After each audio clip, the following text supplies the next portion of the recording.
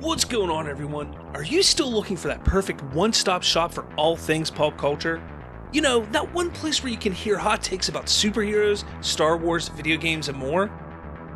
Well, fear not. Bridging the Geekdoms is the place for you. A podcast that focuses on the current rumors, scoops, and controversies within the pulp culture world. Hosted exclusively on the Spoilerverse Network, you can find us on any one of your favorite podcatching apps, YouTube, and at Spoilerverse.com. So don't miss out on the excitement. Find us and subscribe now.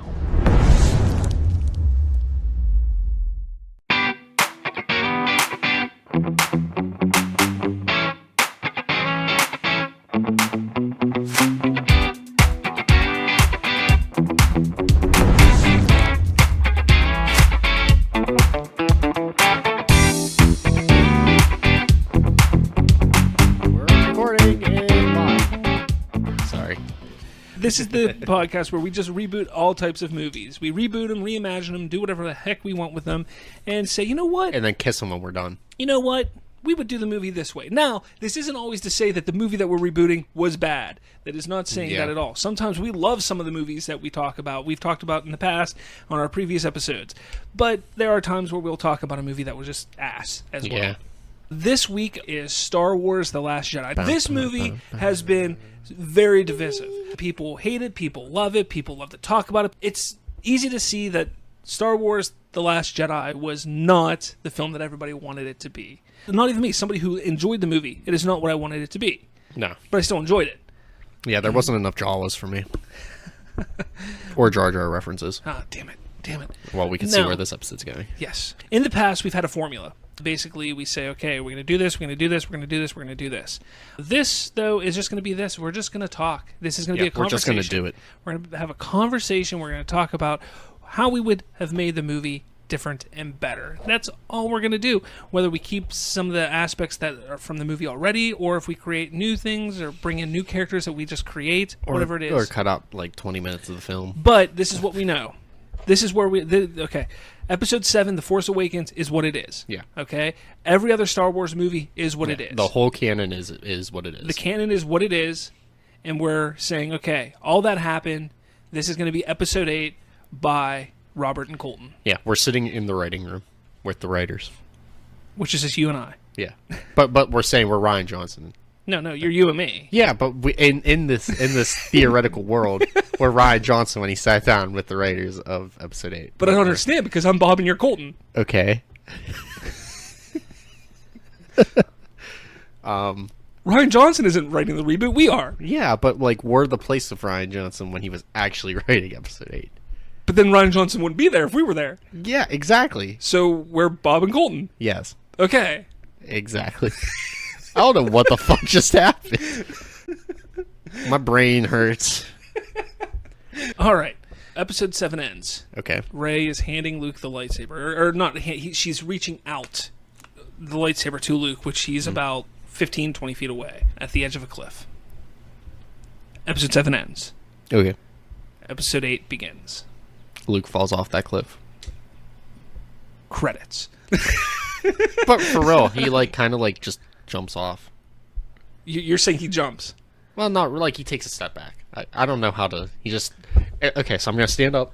So he right here is the edge, and he's like this. And he just takes a step and falls. But why? Because he's lifting his X-wing up behind him, showing that Luke's still a badass. I don't think that's the time to make him look like a badass, dude. But just open up the movie with that. Just be like, oh, okay, Luke's still Luke. No. Has a Wookiee head. He's been hunting on his days off. I know there was a lot of people before Episode 8 came out. People were like, "Oh, do you have a hand with that?" There was a hand with that and stuff like that. I don't think it should go that way. He found his hand. I actually don't mind the reaction that he gave in Episode 8. I don't think he should throw the lightsaber. Yeah, I don't think he should. He should like throw that it. was just like. But I think if she hands it to him and he looks at it and he pushes it back to her. Yeah, he's just like, no, yeah, I don't want it. Yeah, I'm good. Yeah, you can have that. And then he walks away. And he does his whole walk away thing, and then you hear Rey, Master Skywalker. Stop. Master Skywalker. Would you change the way the planet looks? Octu? Yeah. No, I think Octu looked nice. I think it was perfect for what you need. I liked it because it was secluded. Yeah. And the whole thing, everybody's like, why did Luke go to kill himself if he left a map for himself? We're going to get into that later here. But he went to one of the early first Jedi temples. Yeah, to learn and or protect. I think in the movie it would be interesting to explain, because he explained in episode 7 that after everything failed, that's where he ran off. Yeah. And in Battlefront 2, it's kind of explained that he's searching for Jedi and he's items. searching for stuff. So I think it would be interesting if, that, he kind of went off on his own after everything fell, but he got stuck there. Something happened to his X-Wing, and he was stuck there. Mm-hmm. So, over time, over the years that he's been there, he's come to the conclusion that he's not needed in the universe. Yeah. And he has shut himself off from the Force slightly, not completely. Yeah. But enough where he can't feel certain things that are going on, like Han's death and stuff like that. And no one can sense it. And the further fall of Kylo Ren. He doesn't sense that because he's gotten to the point where he felt, I'm not needed in the universe anymore, so I'm just gonna be here. Yeah, I'm just gonna exist until I die.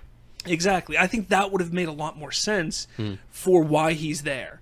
And then the map to where he is, then it wasn't that he left a map to find himself, or for people to find him, because I think it was he was out searching, and he, at some point... He was just tracking. Yeah, just looking for Jedi remnants and stuff like that.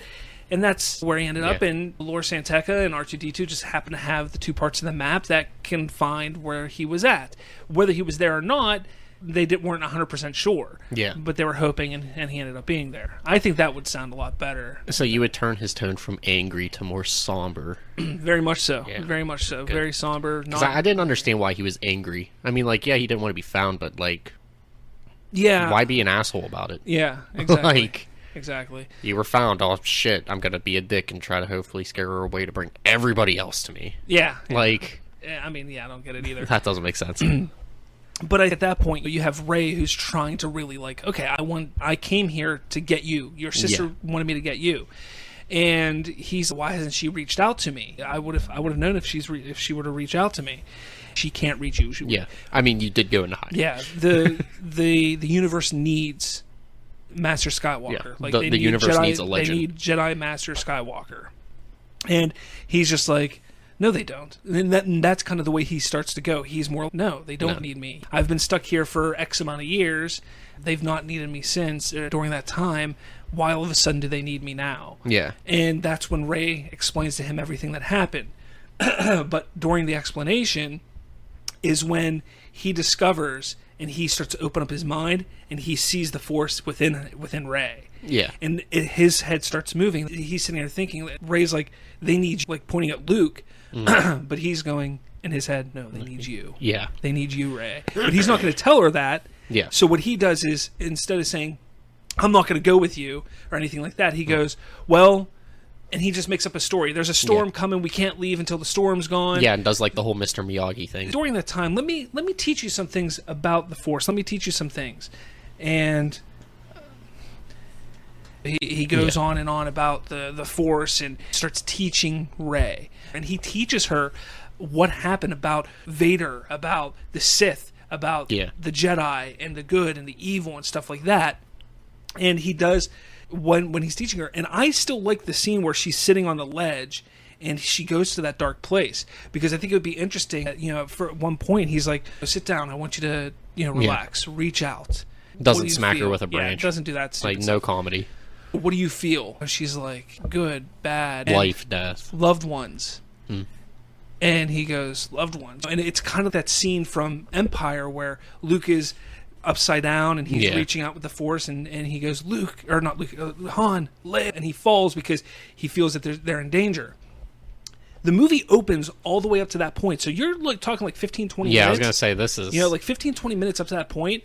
And then, boom, it goes, because she feels that her friends are in danger. Yeah. And that's where you start to see the evacuation of the planet. I would like to see a little bit more of that, too. Build characters up.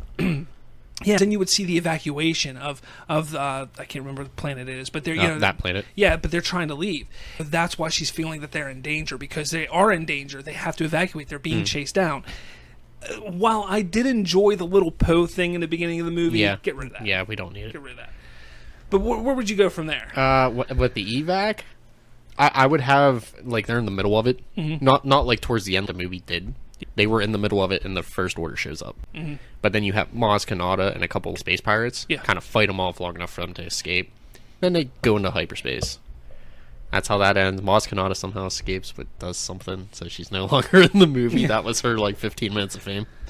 Then the First Order is like, "Rah!" And Snoke actually is still kind of big. They don't know who Snoke is yet.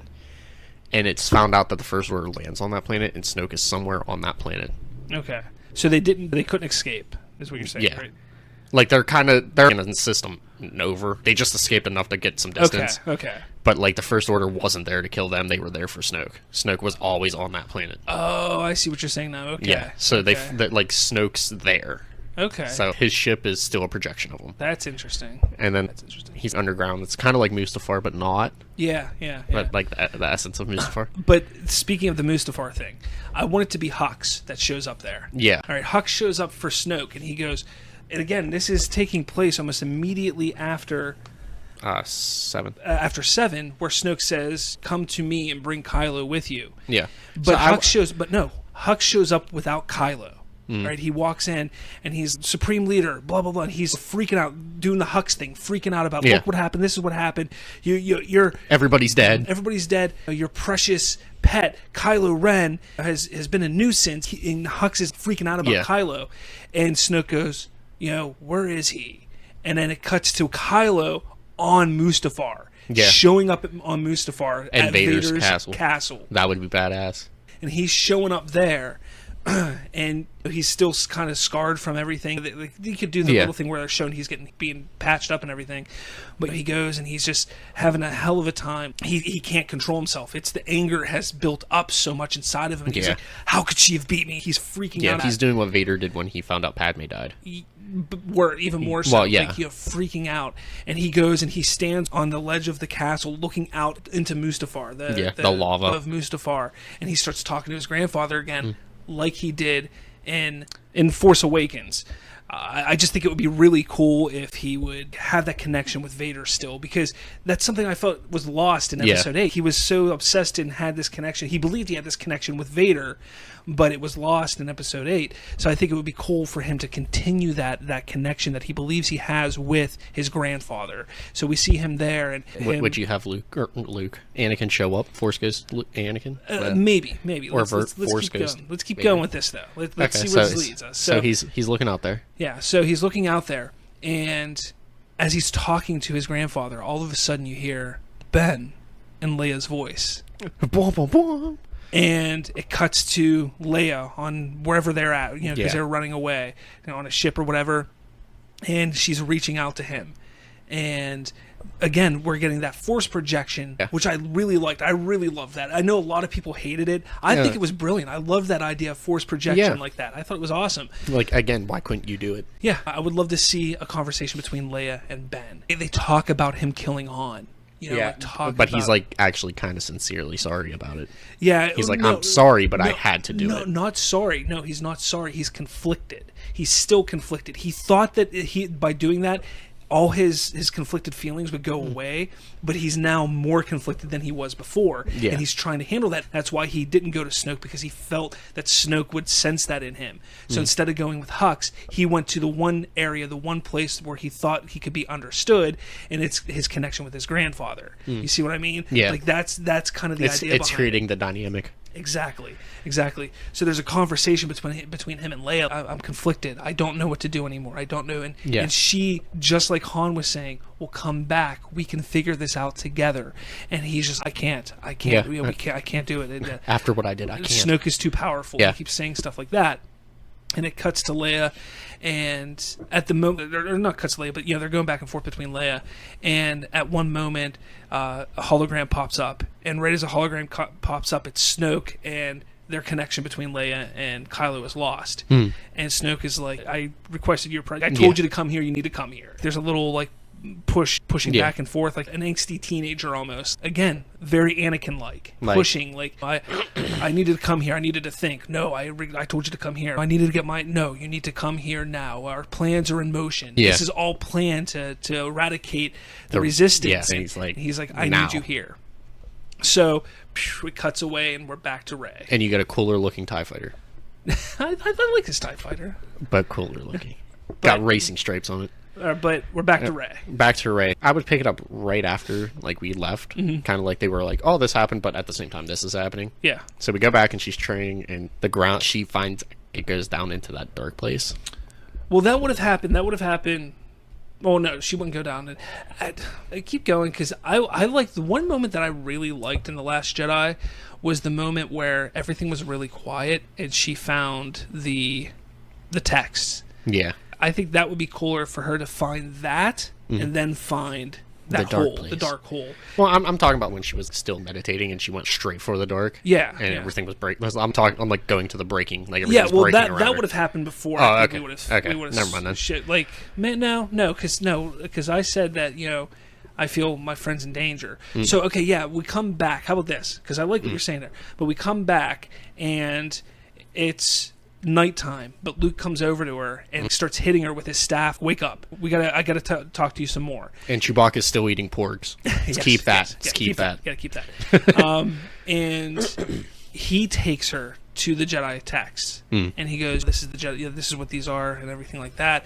Again, he's in a way trying to teach her without her knowing he's teaching her. Yeah. And that's the whole plan idea behind it, because she was so resistant and he could feel the resistance in her. And that's why he's doing this. He's trying to find a way to teach her without her knowing. So he's telling her about the books, and he goes, I want to try this meditation thing again, because I really feel that you might be able to help me in connecting to Leia. So she sits down, and then we have that moment. Yeah, she's breaking everything. Yeah, where she started, he's like, clear your mind of your friends, clear your mind, just reach out. And then she goes, but now she feels Kylo. Yeah. And that's where she hits the dark place, because she feels Kylo and she starts to get upset and angry about Han being killed. And and she has yet to tell him about Han. So she starts to get upset about Han being killed and Finn being injured, and that's why she goes to that dark place. And she can't stop herself, because it's just it's building up, and she's never been taught how to suppress it. It's building up, and then things crack, and he's like, whoa, no, not again. But during that scene, her eyes are closed and everything's like Octu-ish. Yeah. Fades to black, and you start to go back onto Star Destroyer. Starkiller base. And like reliving that scene, but she's kind of sitting between Han and Kylo. Okay. Like it's happening. She's right there.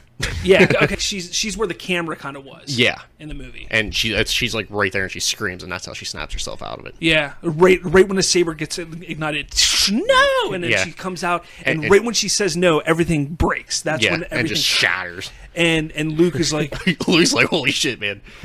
You went to the dark, and that's when he gives his that same speech, because again, it's a good speech. Yeah, I've seen this raw power once before. I wasn't scared enough then. I'm scared now. Yeah, and now we see the little bit of scared in him, but not so much to the fact of where he's a whiny little failure, but the fact that I don't think I can go through this again. Yeah, like that's his mind thought. The way his mind is thinking is, I can't go through this. I failed Kylo, despite the fact that I felt the anger, the darkness in him.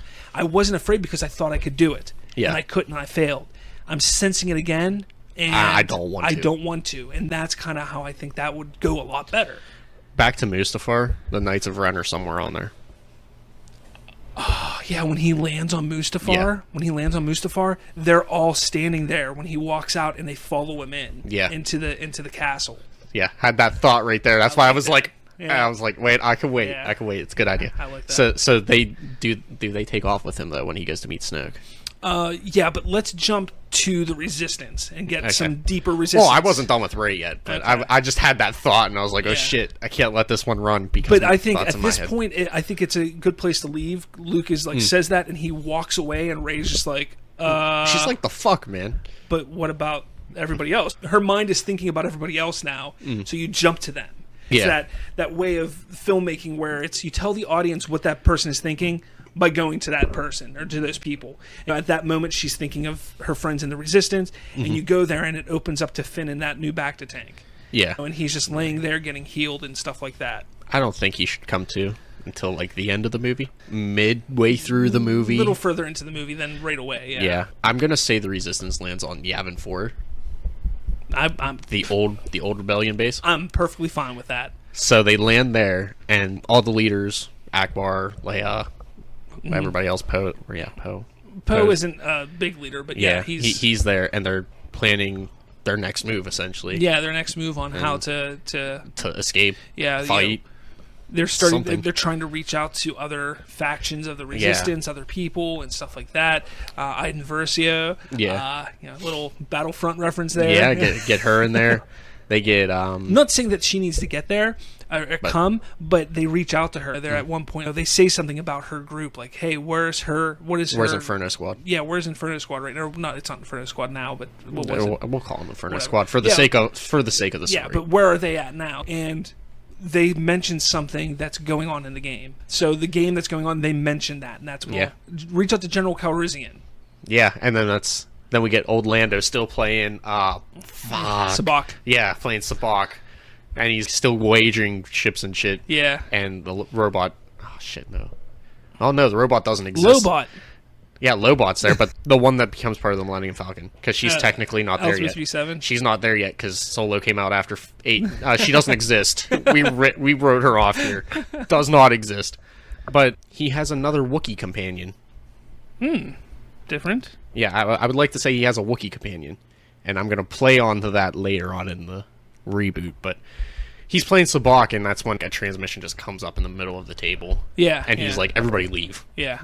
And then that's when he gets to the fight. Well, no, and they explain to him what happened, but they don't tell him about Han. Now, keep in mind right now, Luke doesn't know about Han. Lando doesn't know about Han. The only people that know about Han are Leia and Chewbacca. Leia, Chewbacca, and Rey. All right, those are the only people that truly know what happened to Han. Well, and Finn. But he's incapacitated right now. So the only people that are actively there. Actively around, part of the Resistance. Those are the only people that know. Chewbacca, Leia, and Rey, and then Kylo, obviously. So the New Republic has been destroyed. We're calling all hands on deck. We need you here now. But the New Republic wouldn't still have an army, wouldn't it? Because not all their ships were there, obviously. Remember, the New Republic... you didn't read the books. The New Republic, I didn't read that. The New Republic has been... They were very new. Not new, but they were adamant about not needing to have a big army at all because they did not believe that there was a true threat, and they were trying to keep everything demilitarized so it didn't happen again. Oh, that makes sense. Okay, so that's kind of what their thought process was. So their army would have been destroyed.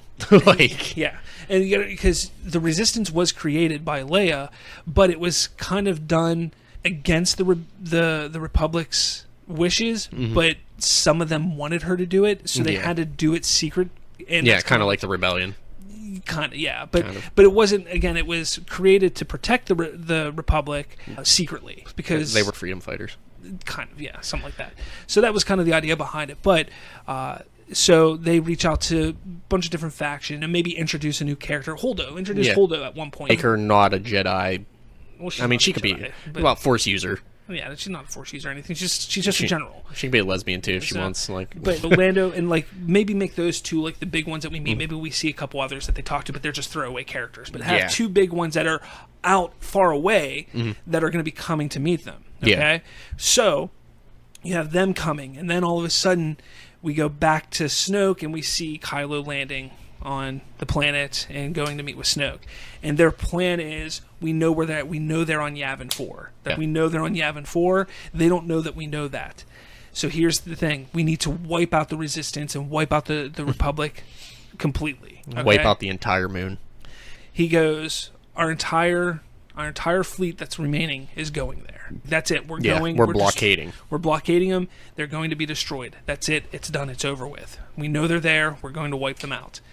Snoke then throws his doubt on Kylo. General Hux, you will be in command of this mission. And Kylo freaks out. He's like, what? Yeah, he just freaks out. He loses it. But, sir, I can handle it. But, Supreme Leader, I can handle this. And he still has the mask, so he's freaking out with the mask on. And again, another line that I loved, take that ridiculous mask off. I love that because it humanized him. Exactly. And it showed Snoke as being like, look, you're a fool. Stop with the Vader shit. Yeah, quit acting like a kid. Yeah, exactly. This isn't play dress time. Yeah, we got to get real here. This is real life. I can kill you. Yeah, he says that line, take that ridiculous mask off.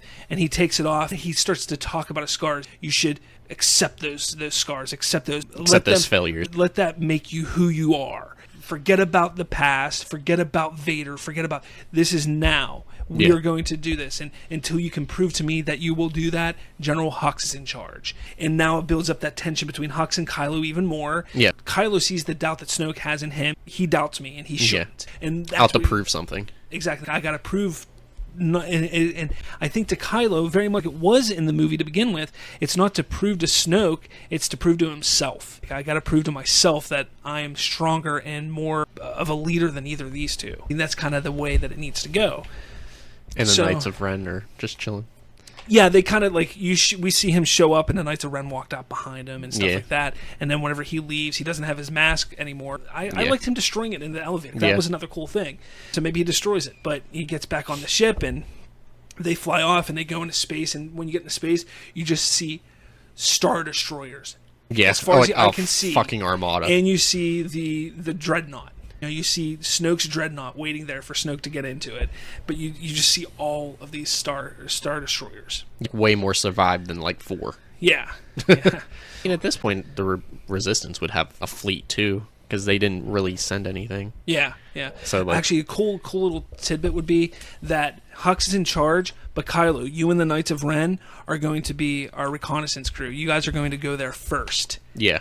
And tell us what's up. And exactly. Get onto the planet and be on the planet, because I have an idea for that. Cool. So cool. I was leading into something with that too, but so I would take it back to like Luke sleeping, and you kind of see visions of what actually happened that night. So he's having nightmares. Yeah. Of so a la Anakin in Episode 3. Yeah. Where he's having where Anakin was having like the future of seeing Padme die, but Luke is having dreams of what happened in the past and his failure. You could see Kylo start to go to the dark. Dude, that makes so much sense. And then you see the fall of Kylo. Because fall of Ben, I guess. Because that drove Anakin. Yeah. Anakin losing Padme. The future is what drove Anakin to the dark side, and that's what pushed Anakin. The fear of the past is what is holding Luke back at this point in time. Yeah. It's the fear, and they kind of touched on it in 8 a little bit, but they didn't do a great job with Rian Johnson's film. But here they could do, like you're saying, do it with dreams similar to Anakin. Yeah. You see the connection there, and he's starting to get afraid. And the reason why he's having them is because of what happened with Rey. Yeah. Because he's seeing the same thing there. It's like PTSD. It's triggering exactly. It's triggering something. And so he's having a nightmare, and Rey comes over to him and tries to wake him up, and he won't wake up because he's in this nightmare. Like, he's just so into it. And she's trying to wake him up, and finally she gets him up, and he gets scared and pulls out his lightsaber like he's going to hit her, and he stops right before, and she's frightened. Whoa. And then at that moment, it's another flash to him standing over Kylo. Ben. And then he sees Ben's face, and then it flashes to Rey's face, and it's just like a similar, like, scared look.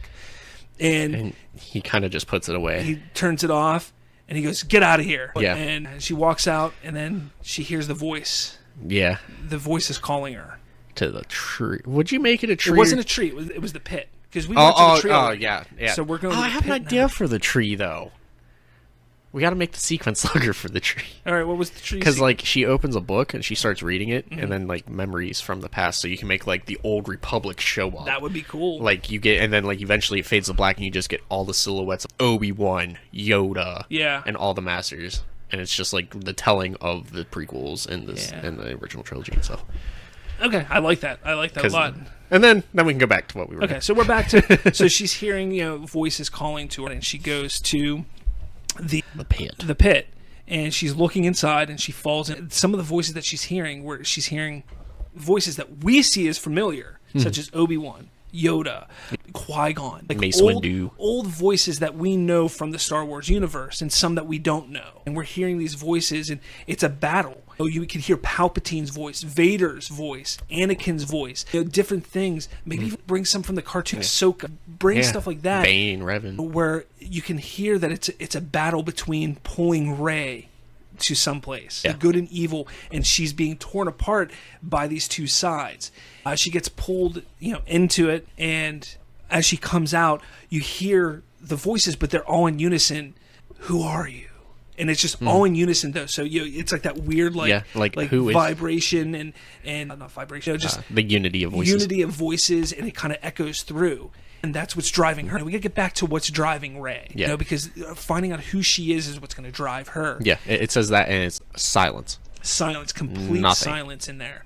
Exactly, nothing. No music in the film or anything. Nothing. Complete silence. Like that silent 10 seconds from like when the Star Destroyers. Yeah, she stands up and she starts looking around. Much like the tree with the books, down here has a bunch of carving in the wall. And you're seeing old remnants of the Jedi, of people meditating and fires and vision. And she's looking at all this stuff. And she sees the prophecy of the Chosen One, and it shows a single mother with a child who gets taken by 2 Jedi, and then you see him trained, and like you see the story of Anakin. Story. Yeah, you see it on the wall. But it shows him as being victorious. It doesn't show him falling to the dark side and then being victorious. It just shows him going through and being victorious, a big Jedi type of thing. So Do you listen to podcasts that sound like this? Hey, welcome back to the Super OK Podcast, where our audio sounds mediocre. Or do you prefer podcasts that sound more like this? Crisp, clear, fun, easy to listen to, and full of awesomeness? Well, then you should check out Spoiler Country, hosted exclusively over at Spoilerverse.com.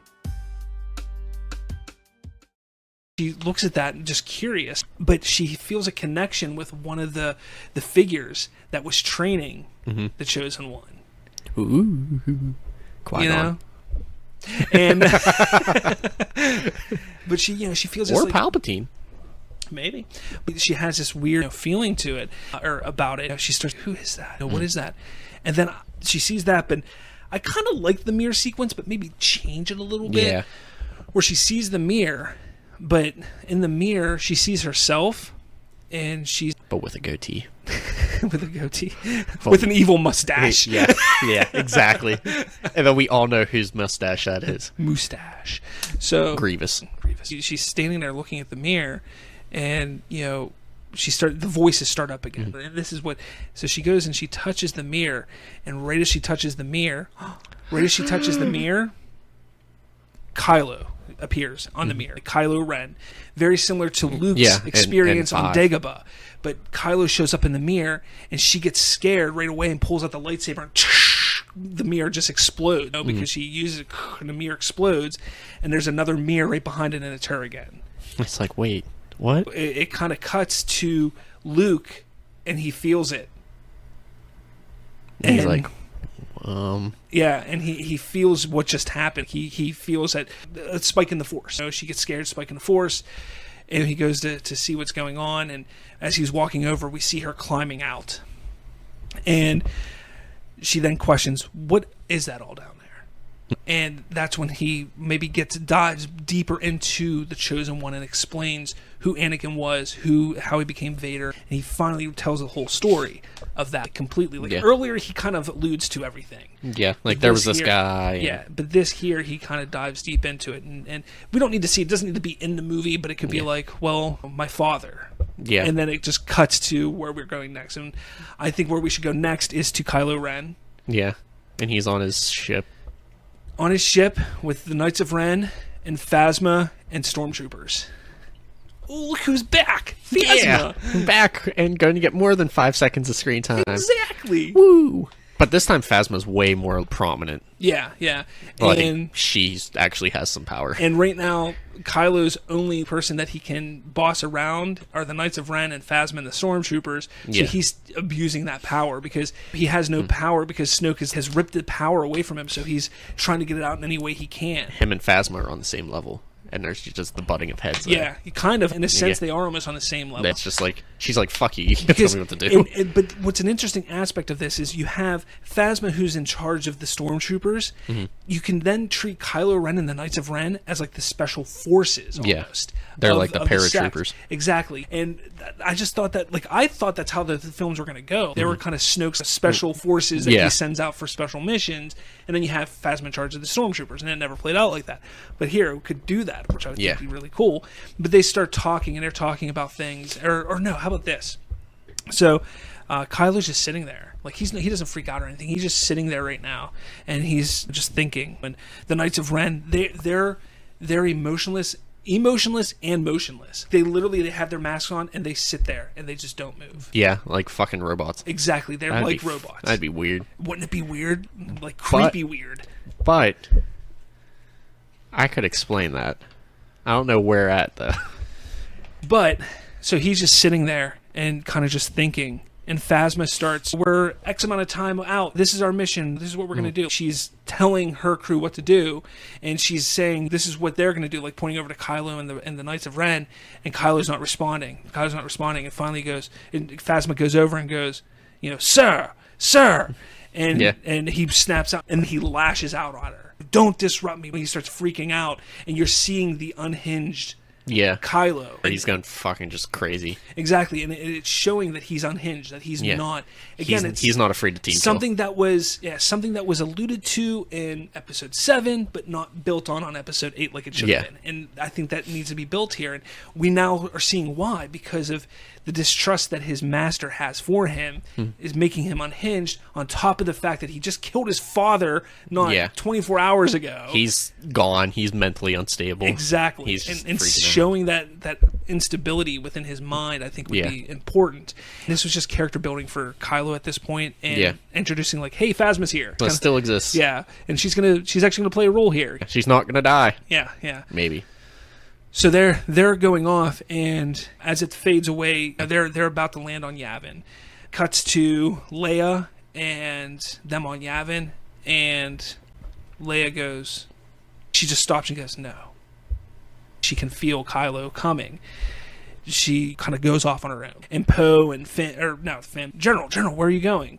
I need you to handle this. You're in charge. This is where she dubs him as being a leader. You have to take my place right now. There's somewhere I must go.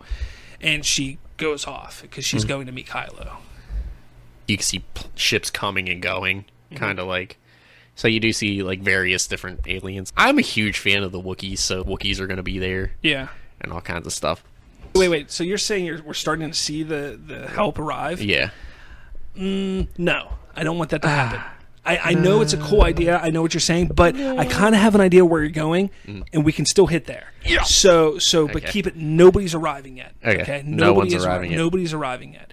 One guy that got Domino's pizza. Okay. I don't know if you can see where I'm going with this yet, but I think I have an idea where you're going. So none of them are arriving, but Leia goes off. Poe's confused, but he's okay. Well, he's at this point again. It's kind of mirroring Snoke and Kylo, Poe and Leia, but reversed. Leia has faith in him. I can't mess this up. Yeah, so he's like, set up a perimeter. Yeah, she didn't tell him who's showing up, so they still don't know. Leia dropped the ball. She's just, Kylo's coming. Yeah, I got to do something. I have to go talk to him. Yeah. That's her mind. It's her human. She's not as trained or as in tune with the Force, and all she knows is, okay, he's coming, and it's worrying her. Like that's the only thing that she can think of at that point in time.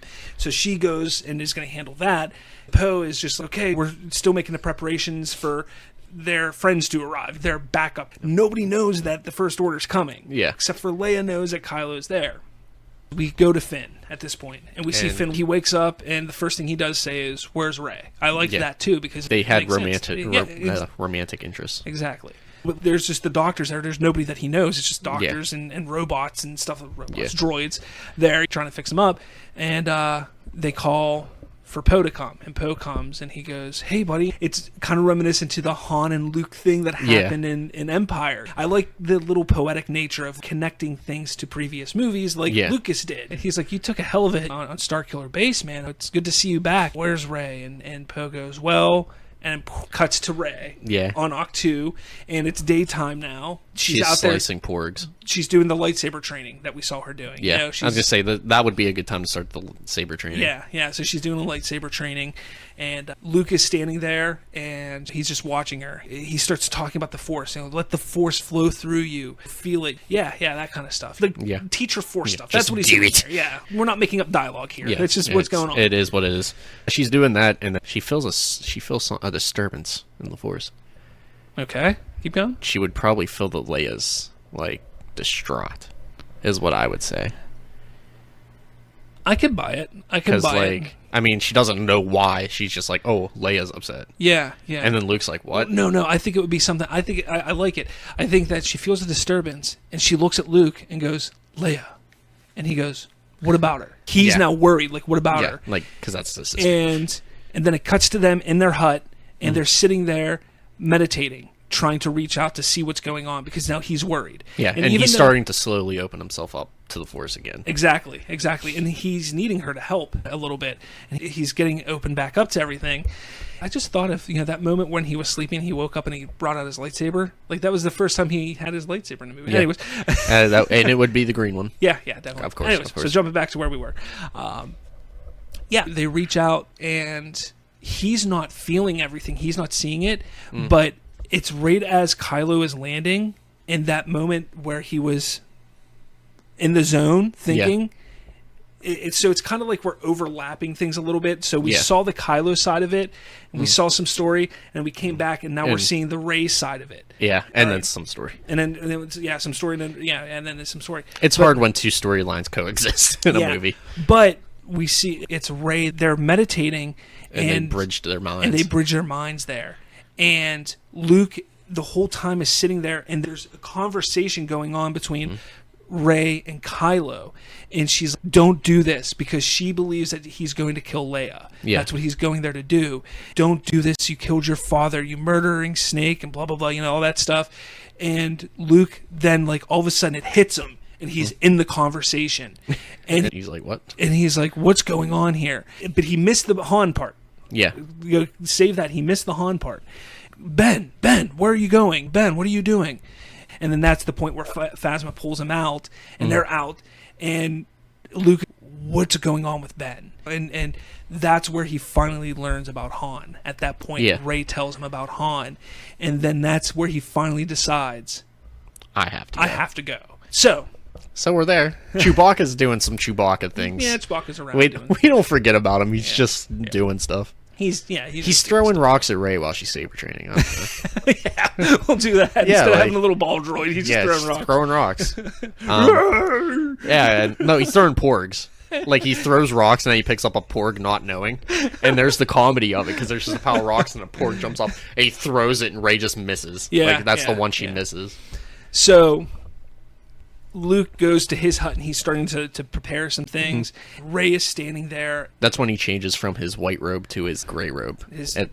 Tunic thing. Yeah, I like it. He's preparing stuff. He also cuts his hair and shaves. And then you hear, and Yoda shows up. Yeah. And Yoda starts talking to him. He's telling him she's not ready. He falls back into but Leia will die if I don't go. Because his connection with the Force is starting to get strong again, because he's set himself off, he's having trouble to differentiate real trouble and stuff like that. And I know fans would still get mad at this, like, Luke wouldn't do that, but no, like, think about it. You shut yourself off from something for so long. That's like not drinking.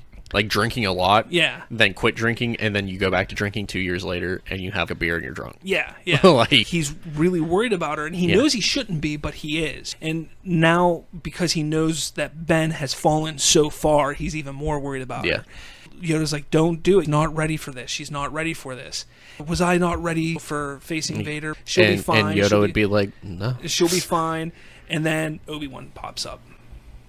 But Ewan McGregor. It cuts to Rey, and she feels something, like something over, and she looks over at Luke's hut, and she starts to make her way over to it. They're sitting there talking. She needs to finish her training. She needs to know, and he's like, she will know in time, but I gotta save Leia. Like, I have to go help Leia. It's just a battle, and that's what made the relationship between Yoda, Obi-Wan, and Luke so good, because Luke was very much like Anakin.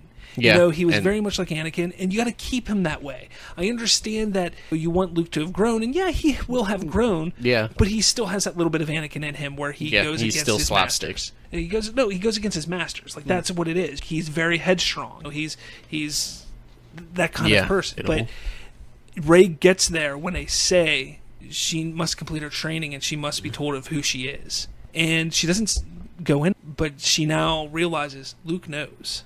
So she goes, all right, and she kind of just walks off, and she finishes preparing. And he's like, she will learn in time, but I have to do this. And he just marches off, and cut scene to Leia. Kylo has landed. Okay. And Leia's she's not close, but she could like see it in the distance. Oh, she sees the ship landing. Yeah. And she's so she's not there, but she's in close proximity, I guess. Yeah. So she continues her march, making her way in the world. So she makes her way, and then it cuts to Kylo and them all landing. Yeah. And they land, and obviously the stormtroopers are not in their white; they're in, like camo, like a camo type of armor. They're mostly scout troopers too. Yeah.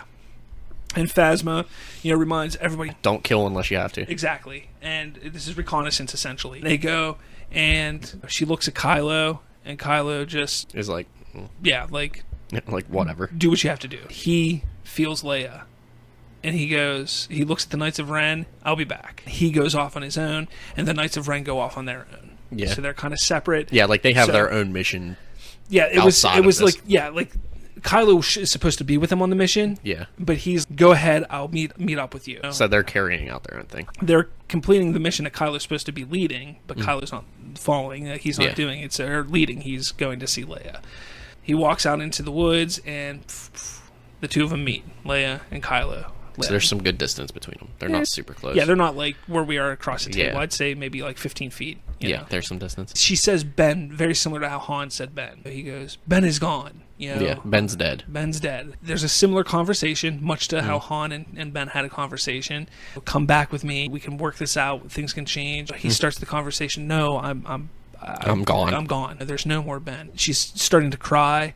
What did I do? What did we do to deserve this? Why did this happen? Yeah. And now he starts to explain, you threw me away. You were afraid of me and sent me to my uncle, who could not handle me, who then threw me away himself. My father ran out on me. He's explaining all this, the things that made him who he is now. And you just see Leia's face, and she's just crying and crying, and she goes, so there's no redemption in you. There's not. And there's one more thing I must do to complete my transformation. You do what you must. And he walks up, and he turns on his lightsaber, and he goes to swing, and right as he goes to swing, she pulls out a lightsaber. Yeah, fuck yeah. I was hoping you were going with this. I was really hoping you were going there. What color? Yellow? I don't even care at this point. Yeah, it was yellow in Force Awakens too. It's canonically yellow now. Fuck yeah, I appreciate this. Yeah. So there's this crack, and Leia uses the Force because, she's older. She's an older woman, so she's not going to be as acrobatic as, say, she would be Kylo. On par with, like, Dooku. And not only that, but she hasn't been fully trained in the Force. She got started late, so she's not fully trained in the Force. But she uses the Force, pushes him back. Please stop! We can't do this.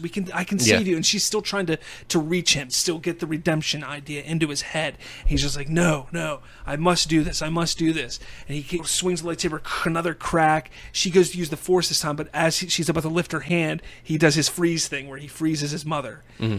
And then he starts to talk, and he gives his final goodbyes to his mother. Bum, bum, bum. And he kills her.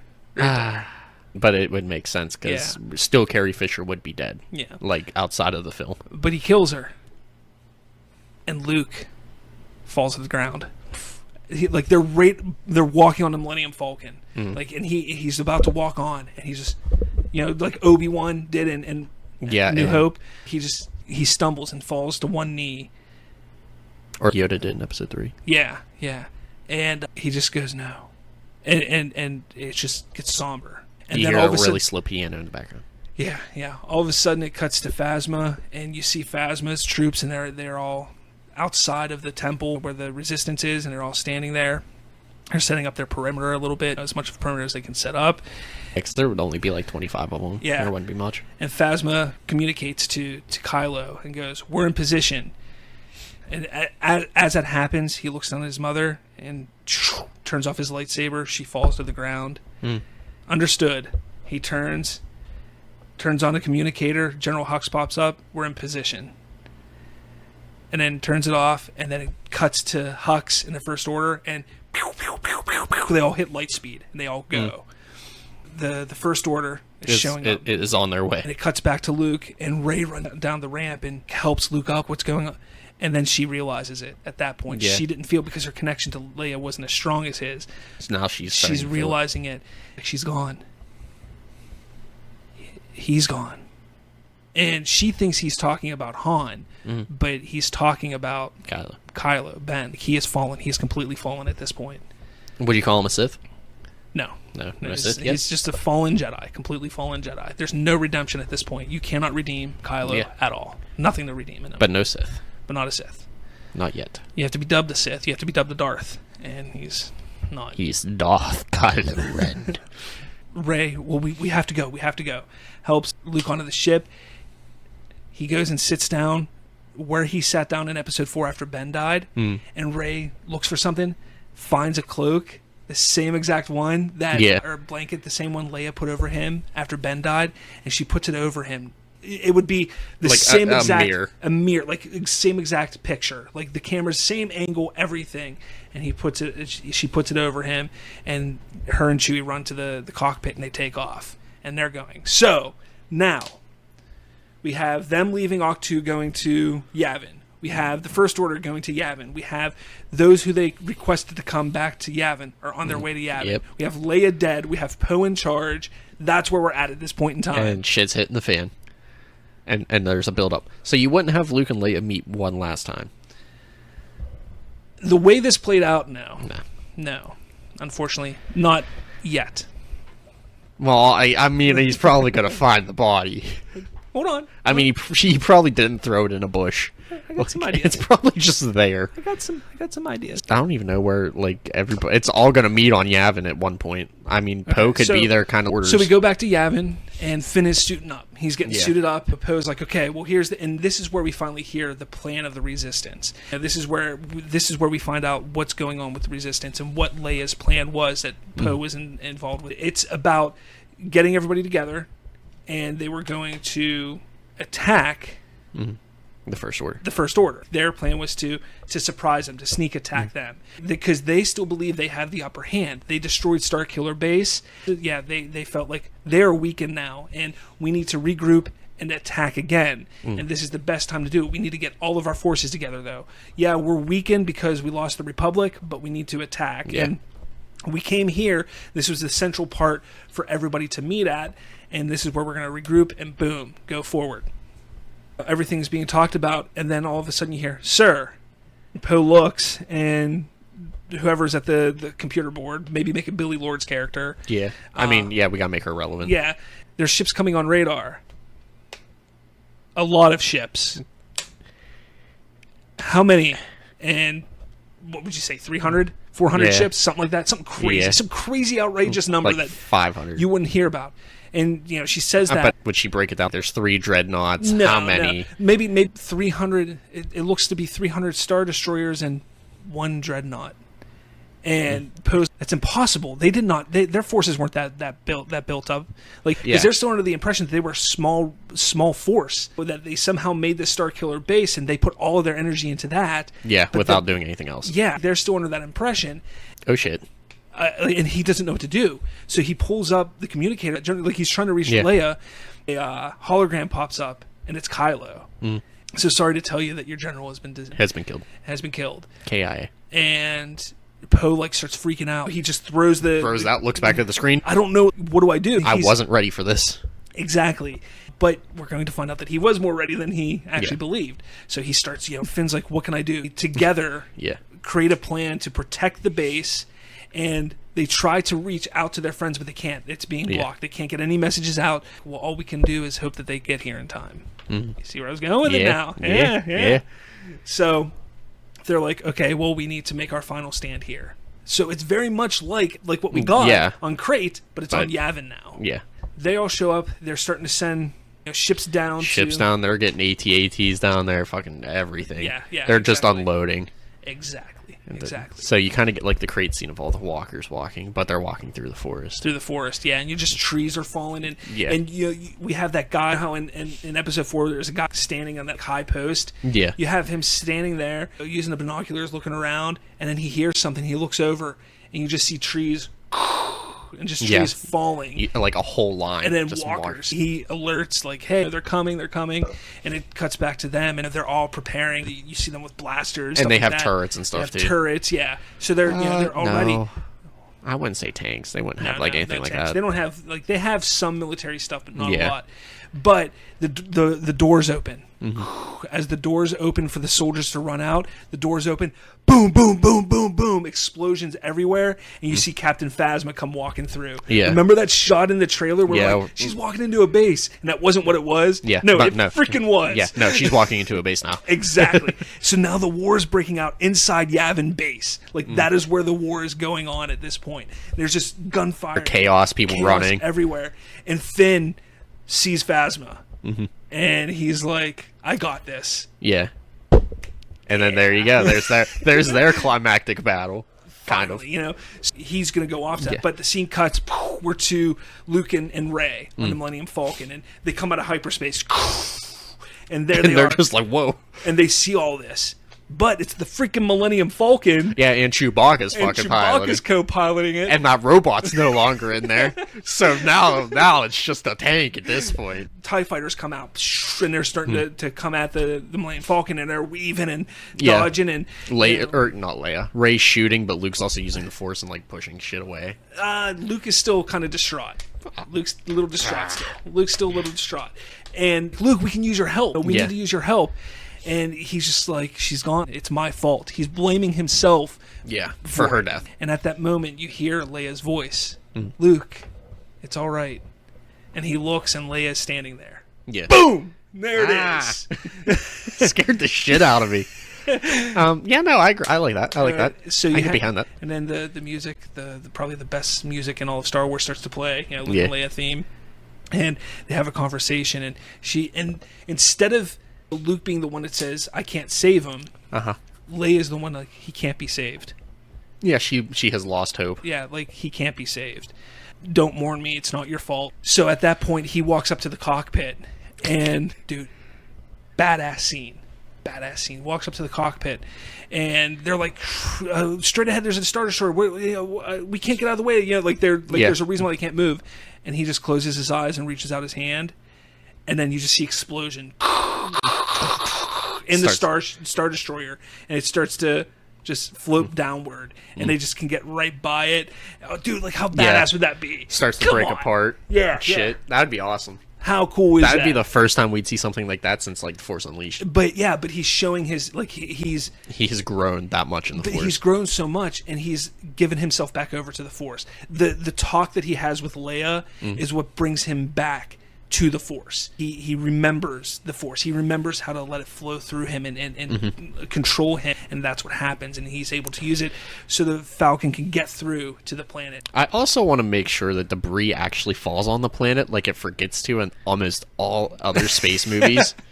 Debris does fall on the planet and does start to wipe out a little bit of stuff. I'm fine with that. Because like space movies tend to forget that. I'm cool with that, man. I think that'd be a cool concept. Like debris falling, so it's taking out walkers, it's hitting the temple and all kinds of... Like, you can't control it, so it's just destroying everything. Yeah, definitely. But as a Falcon comes in, you see there's air battle. There's aerial fights. And you got some X-Wings. X-Wings and stuff fighting. The walkers are still going, and you see the turrets shooting at the walkers. Would you make Poe in one of the X-Wings? No. Or he's still in the command center? He's still in the command center. He's got a command. And I know the whole pilot thing, but honestly... The best pilot was Anakin Skywalker and Han Solo. Those are the two best pilots that we've ever seen, and that's all we should see. Sadly, they're dead. Yeah. So he's back there commanding, and they get into the atmosphere, and they're seeing all this. Well, where do we go? And Luke goes, there. So they fly off, cuts to Finn, and Finn is picking up something. I don't know, maybe that sword thingy, a staff or something like that, and a blaster. And he's walking up to the front lines shooting shit. Yeah, and he's a badass. Like, he's a complete badass.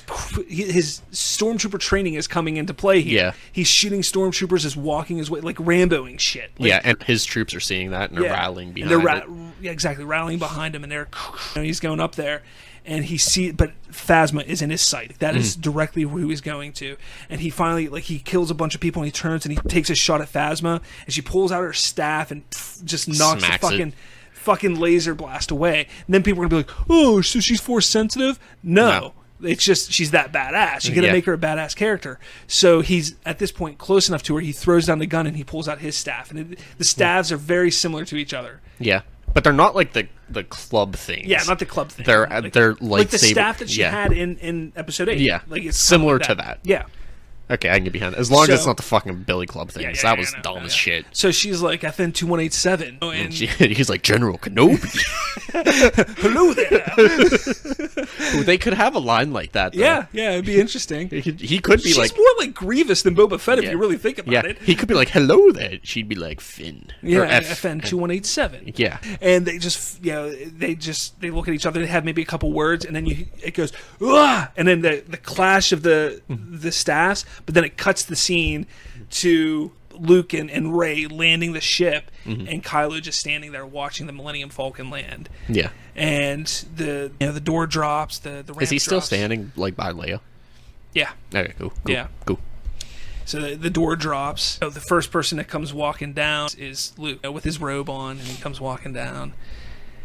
And Kylo goes, "We've been spending a lot of time," or he's like something like, "We've been looking for you everywhere. It's been hard finding you," something like that. Like we've been trying to find you, type of thing. And Luke is just like, "Well, here I am." Yeah, exactly. He walks up. "You failed me. It's your fault." Kylo's blaming Luke for everything. Yeah, but Luke isn't taking it to heart now. He's deflecting it.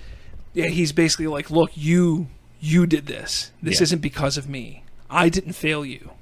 You failed yourself. You allowed this Dark Lord to twist your mind until now you've come the very thing you swore to destroy." Kylo, my allegiance is to the Senate, to democracy. And it's just a conversation very, very Anakin and Obi-Wan-esque. And the lightsabers come out and they start fighting. I don't know what leads up to it, but those two, Luke and Kylo, start fighting. And Ren, she notices the Knights of Ren are around her. And one comes charging at her. And she just pulls out her lightsaber. And they start having a battle. And then all the Knights of Ren, what is it, 4 more of them or 5 of them? I think 5. She's taking on 5 of the Knights of Ren by herself. Oh, she's too OP. No. Hold on. Yeah, let's calm down a second here. So she's taking them on. Boom, we cut back to Finn and Phasma. They're fighting. They're having a big-ass battle. At this point in time, Poe's looking down and he's seeing shit's just not going. I have to get out there. Yeah. That's when he jumps into an X-Wing. Yeah, and he's just destroying shit. And he goes out and he's starting to fuck shit up. So he's taking out ships left and right. And then we see another ship come in. It's very reminiscent of Palpatine's ship. It's a shuttle. It's a shuttle, exactly. And it comes landing down. We then see that the entranceway to the temple in Yavin is pretty much clear, and it's the First Order is in charge right there. Like they're holding it. Yeah. Door opens and Hux walks out. Praetorian guards come out behind him. Snoke comes out behind them. Snoke comes walking down, and he's looking around. Hux, well done. Now where's Kylo? And it goes back to Kylo and Luke fighting.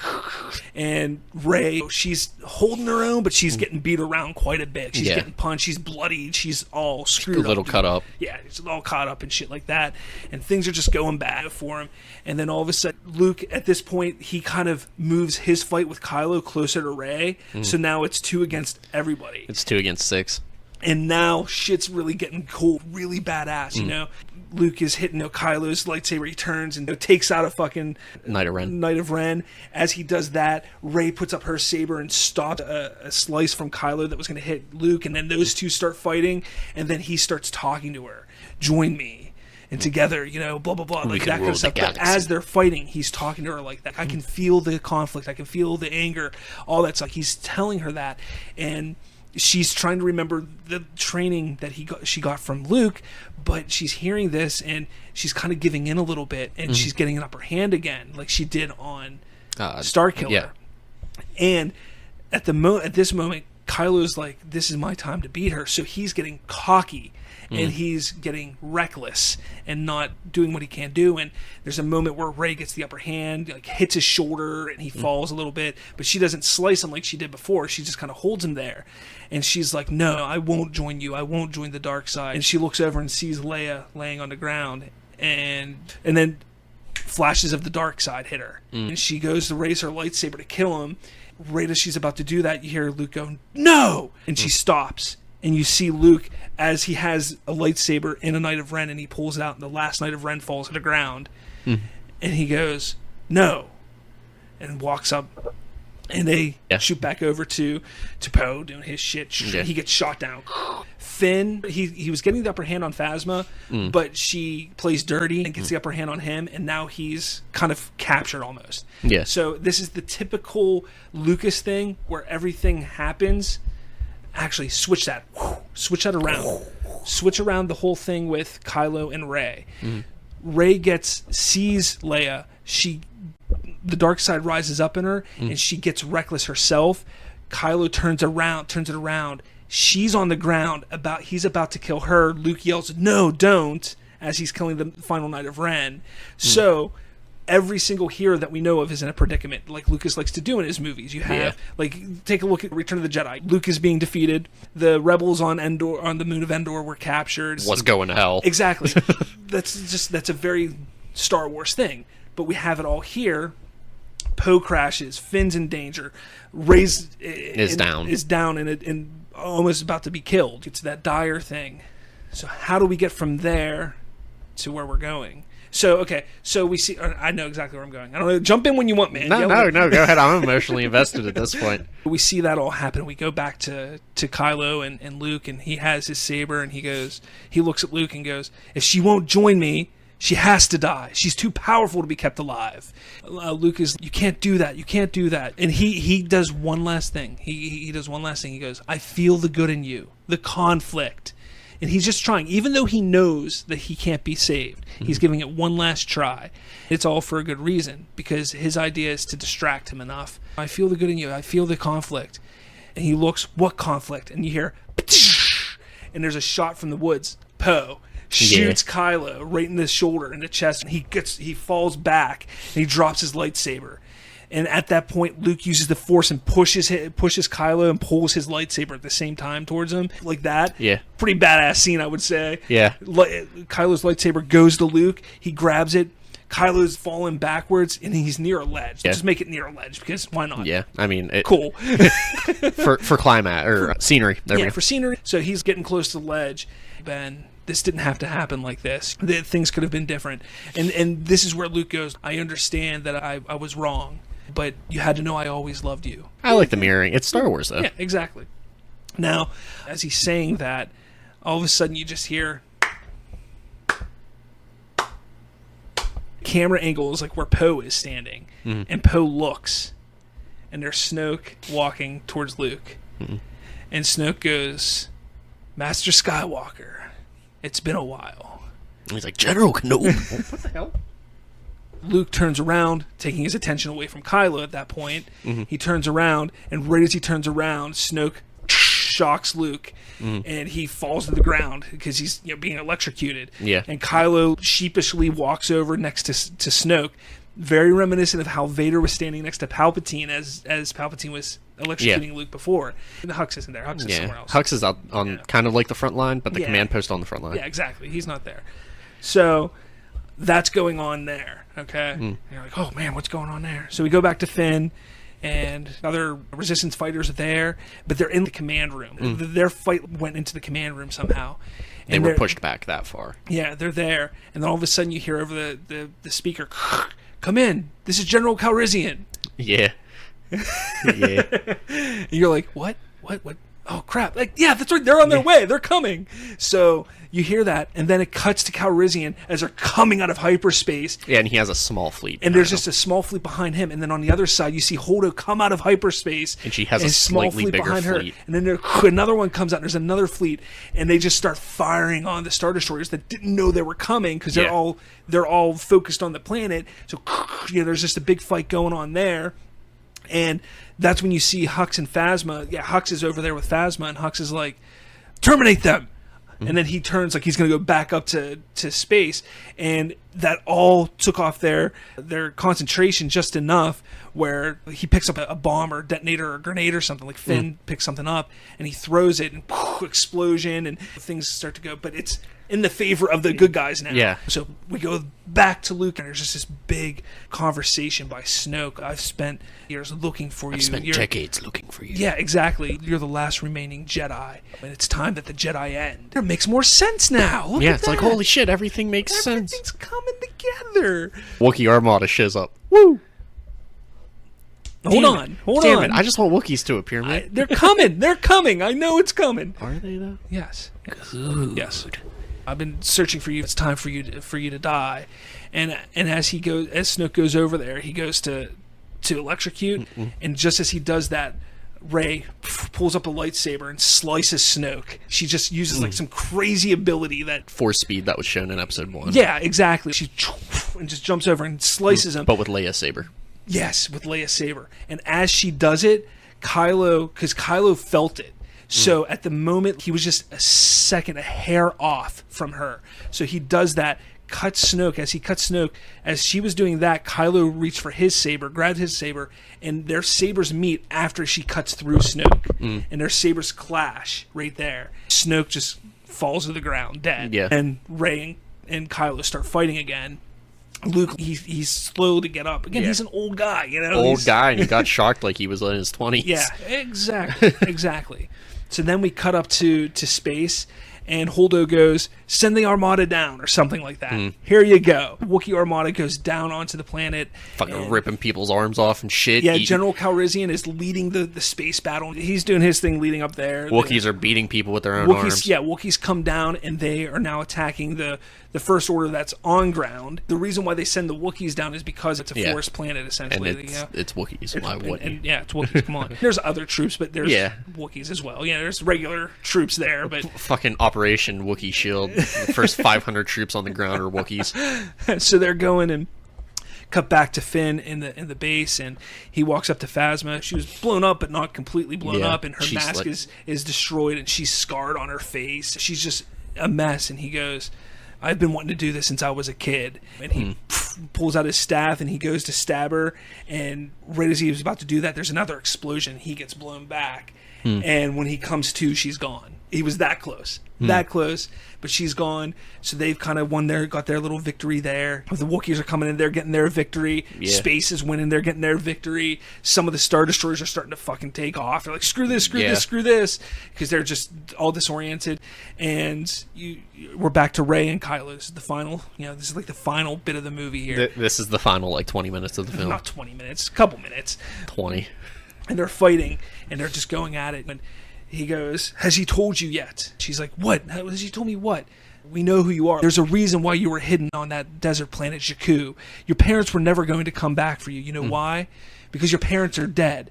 And do you want to know who killed your parents? My grandfather. Luke Skywalker killed your parents. And what are you doing? But they're still fighting. This is happening during the fight, and she's getting more conflicted. This happened after the fall of the Empire, and he starts telling the story. Luke went on a search to make sure that all remnants of the Empire and the Sith were destroyed. He came across 3 people who happened to be the descendant of Emperor Palpatine. Ooh, that took a twist.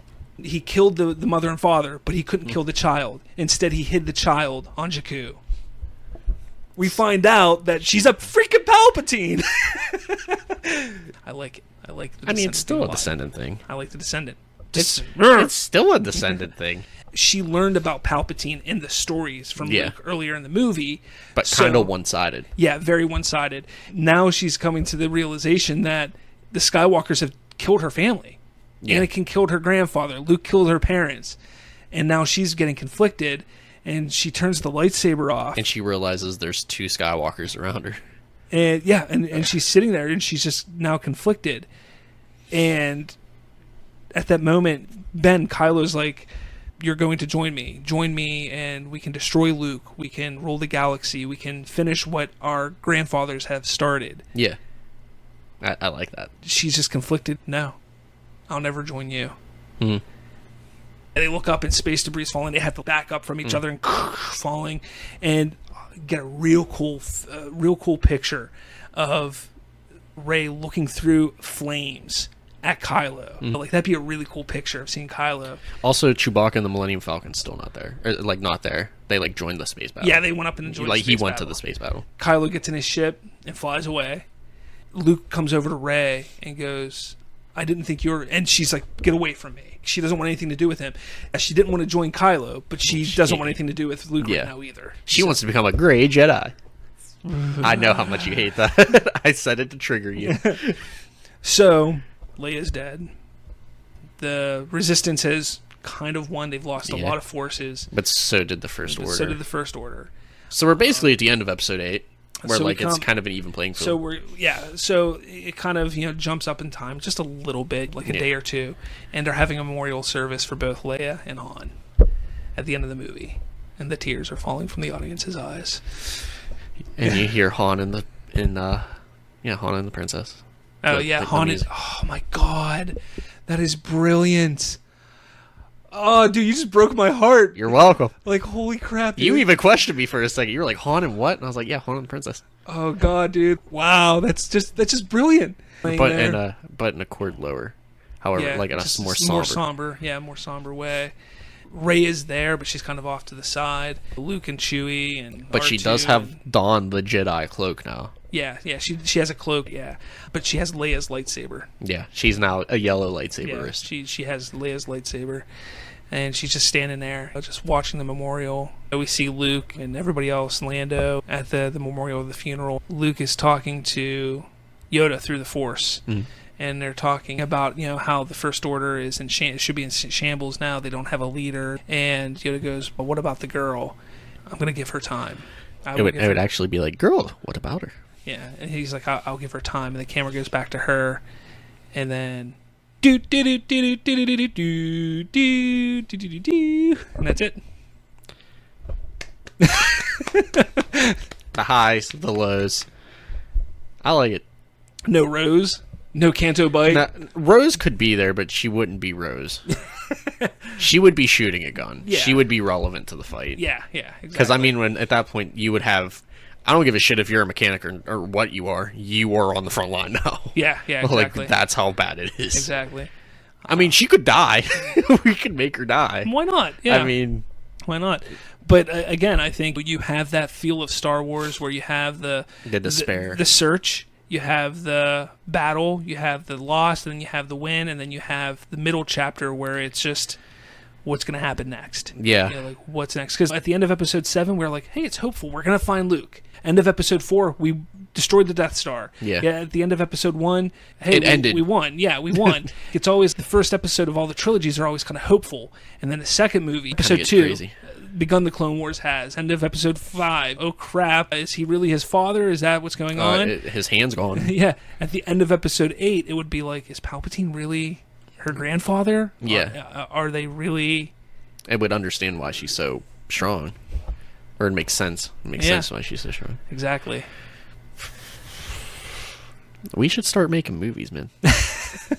Hey, Lucasfilm. But that was the movie boot of Star Wars Episode 8, The Last Jedi. I kept the name and everything intact for it. I just think it's a way better film. The Last Jedi, that still would make sense with the movie. I know. Because, like, Luke's still there, and Rey's not technically a Jedi. Exactly. Kylo's not technically a Jedi.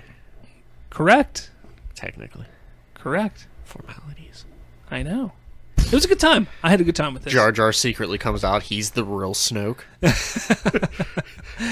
Lisa didn't know. But yep, there you go, everybody. That's Movie Boots. I hope you enjoyed it. We definitely can't wait to do some more of it. Thanks for listening. I've been Robert. And it's been your boy. Take it easy, everybody. What's going on, guys? Did you enjoy this video? If you did, make sure you smash that like button. And for more, hit subscribe with that little notification bell. That way, you'll be notified every time a new episode drops. Thanks for watching, and I'll catch you all later.